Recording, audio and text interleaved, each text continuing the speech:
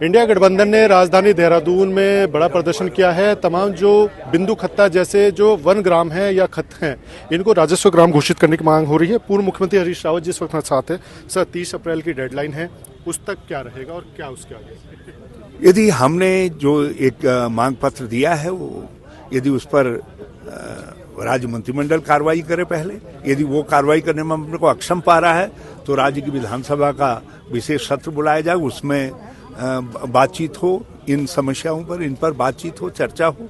और यदि ऐसा भी नहीं करेंगे तो फिर 1 मई के दिन जो है हम नए तरीके से संघर्ष का ऐलान करेंगे। हरीश रावत सरकार में 2016 में एक बड़ा फैसला हुआ था, विधेयक पास हुआ था, लेकिन वो इम्प्लीमेंट नहीं हो पाया। आज भी ये जानबूझ करके षड्यंत्र पूर्वक जो है उस विधेयक को हमने क्रियान्वयन प्रारंभ कर दिया था, इन्होंने मामले को वहीं रोक दिया है। और कभी अध्यादेश, कभी कुछ। अरे भाई, जब एक्ट है तो एक्ट को अध्यादेश कैसे प्रीसीड कर सकता है?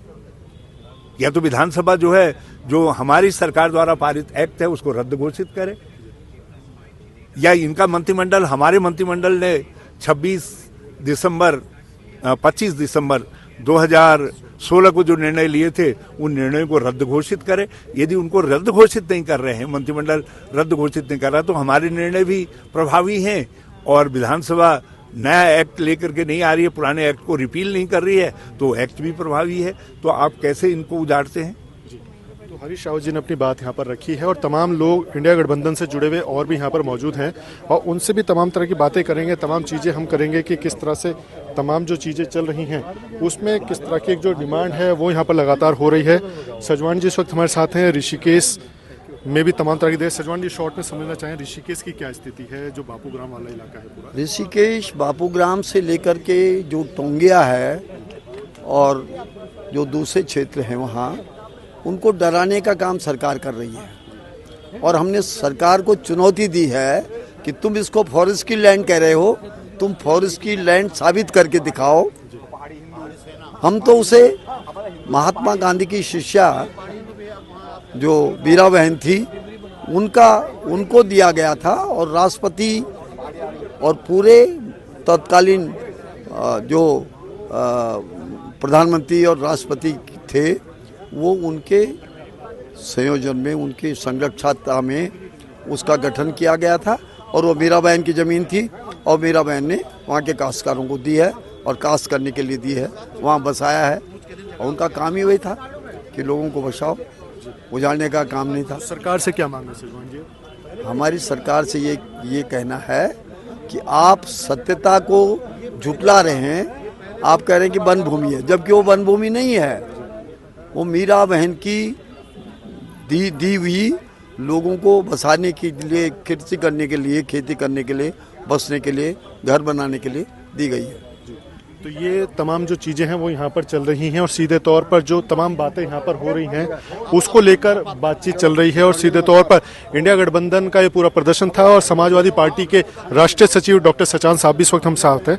सचान सर, आज लोग बैठे, आप लोग एकजुट हुए, बिंदु खत्ता, ऋषिकेश, पुछड़ी, तमाम ऐसे इलाके हैं जो आज भी वन भूमि पर बसे हैं, लेकिन राजस्व ग्राम की मांग हो रही है। सरकार का क्या लगता है इसमें? देखिए, आज़ादी के बाद भी अगर हमको जो वहाँ पर रह रहे हैं, उनके पास बिजली है, पानी है, वोटर हैं, वो एमपी चुनते हैं, विधायक चुनते हैं और भी चुनते हैं, लेकिन इसके बाद उनका राजस्व ग्राम नहीं है। वो एक तरीके से वो जो जमीन में रह रहे हैं, मालिकाना हक नहीं है। तो आज मुख्य रूप से हमारा इंडिया गठबंधन के लोग, हम सब लोग इकट्ठा होकर के आज एक ही आवाज़ कि उनका मालिकाना हक दिलाया जाए, चाहे मलिन बस्तियाँ हों, चाहे जितने भी राजस्व ग्राम जो मांग कर रहे हैं पूरे प्रदेश में। सितारगंज में क्या हो रहा है, उधम सिंह नगर में क्या हो रहा है, पर्वतीय क्षेत्रों में क्या हो रहा है, ये हमारी आज मांग थी मुख्य रूप से। तो लगातार जो विरोध प्रदर्शन है वो जारी है और सीधे तौर पर एक डेडलाइन यहाँ पर दी गई है कि 30 अप्रैल तक जो तमाम चीज़ें हैं उनको व्यवस्थित करने का काम सरकार करे और जो तमाम जो चीज़ें हैं, जो निर्णय होने हैं सरकार के स्तर से, क्योंकि विधेयक पहले ही 2016 में हरीश रावत सरकार के दौरान पास हो चुका था, उसको इम्प्लीमेंट करना होगा। इन तमाम चीज़ों को लेकर, तमाम विषयों को लेकर जो लोग हैं इंडिया गठबंधन के बैनर तले वो यहाँ पर एकजुट थे। सर, सीपीआई का क्या रुख है? हालांकि आप पहले से इस बात को स्पष्ट करते आ रहे हैं, आज की बैठक के बाद क्या लगता है जो प्रदर्शन हुआ? नहीं, हम आज शांतिपूर्ण तरीके से धरने पर थे और लगातार इस आवाज़ को उठा रहे हैं कि तमाम, चाहे वो बिंदु खत्ता हो, बापू ग्राम हो, तमाम दर्जनों मलिन बस्तियां हो, उनको उजाड़ने का फैसला सरकार कर रही है, जिसका प्रतिरोध विरोध हम लगातार कर रहे हैं और सरकार से अपील कर रहे हैं कि इस जनविरोधी कार्रवाइयों से अपने को बचाएं। या अचानक कहा जाता है कि ये सारी अवैध बस्तियां हैं, उनके मत और समर्थन से कुर्सी पर बैठते हो, मुख्यमंत्री और मंत्री बनते हो और वो अचानक अवैध हो जाते हैं। हमारा ये कहना है, प्रदेश सरकार कॉरपोरेट के बड़े ठेकेदारों के गोदी में बैठकर तमाम गरीबों वंचितों को अवैध करार दे रही है। हम इसका विरोध जारी रखेंगे और 1 मई से, जैसे कि पूर्व मुख्यमंत्री जी ने कहा है, हम एक बड़े प्रदेश व्यापी बड़े जन आंदोलन की शुरुआत करेंगे अगर सरकार तुरंत अपना कदम पीछे नहीं खींचती। लगातार जिस तरह का प्रदर्शन है वो यहाँ पर जारी है और सीधे तौर पर और भी लोग यहाँ पर पहुंचे थे। इंडिया गठबंधन के बैनर तले जो लोग थे, जो चीजें थी वो यहाँ पर हो रही थी।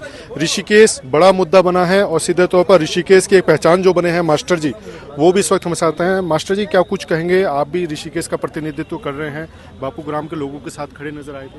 हाँ, मैं तो हमेशा ही रहूँगा और मैं पीड़ित भी हूँ वहाँ, और मैं सोचता हूँ कि जो जहाँ जहाँ उत्तराखंड की कोई भी समस्याएं होंगी, और क्योंकि हमारा जल जंगल पे ही अधिकार जब छीना जा रहा है तो हम क्या चुप बैठने वाले नहीं हैं, क्योंकि उत्तराखंड ने भारत देश, अपना देश की सेवाओं में भी अग्रिम भूमिका निभाई है। आज अगर सैनिक भी है तो कितने परसेंट उत्तराखंड से। तो ऐसे ही हम लोग अपने उत्तराखंड के जो मूल निवासियों हैं, जो वहाँ रह रहे हैं, उनकी हक की लड़ाई लड़ने के लिए अगर हम लोग आगे नहीं आए, न लड़े, तो उनके नाती पोता और हमारे नाती पोता हमें गाली देंगे, क्योंकि ये सरकार निरंकुश सरकार है। और ये लोग तो, जो आज हमारा वर्तमान मुख्यमंत्री है, ये तो मुख्यमंत्री तब बना जब विधायक दल का नेता भी नहीं था, क्योंकि विधायक दल का नेता होता है वो विधायक होता है, तब विधायक भी नहीं था। और वैसे भी मैं आपको दूसरे शब्दों में कहा, हमारा पहाड़ में बोलन की डोर थोड़ रोन जैम हुए तो धाम बोलन, ये तो बिना डोर थोड़ो धामी च अयोग्य। और हमें कह रहे हैं कि अतिक्रमणकारी। अरे भाई, अतिक्रमणकारी हैं तो विधायक जी अब आपके पास हैं, वो अतिक्रमणकारी हैं जो वहाँ के विधायक बने हैं, क्योंकि जो अतिक्रमणकारी है और वहाँ के वोट उसे मिले हैं, इसका मतलब वो भी अतिक्रमणकारी है। आपके जो नगर निगम के मेयर है, जो कि मैं सोचता हूँ कि भारत के संविधान के तहत जो चुनाव लड़ने का अधिकार SC और OBC को होता है, उससे मुझे उसे पनाह देकर, जैसे कि बिहार में देखा होगा आपने, एक लड़की सुमन थी, कुछ सुमन है उसका नाम, वो चुनाव लड़ रही थी बिहार में, तो उसका निरस्त कर दिया गया। तो शंभू पासवान जी का क्यों नहीं किया निरस्त? क्या संविधान की रक्षक कहें कि भक्षक हैं? ये तो संविधान के भक्षक है। बाकी सदा नहीं चरण झोंतू तेरी जिम्मेदारी। तो लगातार जो विरोध प्रदर्शन है और सीधे तौर पर जो एक मांग है वो यहाँ के माध्यम से सरकार को भेजी गई है, मुख्यमंत्री को एक ज्ञापन प्रेषित किया गया है और मांग की गई है कि 30 अप्रैल तक जो तमाम चीज़ें हैं, चाहे वो खतों से जुड़ी हुई हों, वन ग्रामों से जुड़ी हुई हों, तमाम वन भूमि पर बसे लोगों से जुड़ी, उनको सरकार व्यवस्थित करने का काम करे, नहीं तो फिर 1 मई मजदूर दिवस से एक बड़े आंदोलन का भी ऐलान यहाँ से कर दिया गया है। अजीत काम्बोज, उत्तराखंड न्यूज़, देहरादून।